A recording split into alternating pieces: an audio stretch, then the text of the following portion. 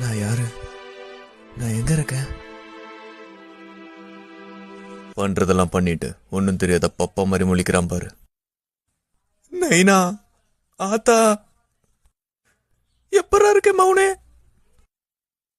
நம்ம கிளான்காரங்களும் மேல செம பாஸ்டல இருக்கானுங்க. உன் நைனாவால கூட உன்னை காப்பாற்ற முடியாது. யாரா அந்த பையன்? நான் தான் அந்த பையன். எனக்காண்டிதான் காத்து இருந்தோம். வணக்கடா மாப்பிள்ள. சொர்க்கத்திலேயாவது கொஞ்சம் சிரிங்களாண்டா.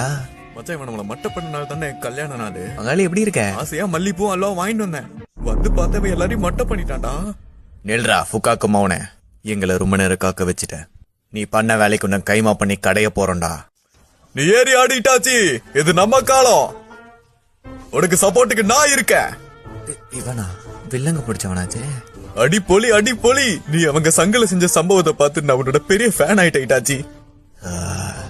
இந்த ஆளு திருந்தவே மாட்டான் போல. நான் முன்ன சொன்ன மாதிரி தக்காளி எப்படி முளைச்சதுங்கிறதெல்லாம் முக்கியம் இல்ல, சமைச்சோமா சாப்பிட்டோமான்னு இருக்கணும். சரி, உன்னோட மௌனை விட்டுறோம். அதுக்குன்னு மழுப்புறங்கிற பேர்ல மண்ணை சுட்ட ஏத்திட்டு இருக்காது, சரியா? இப்ப இதுக்கு யாரு பொறுப்பேத்துக்கிறது?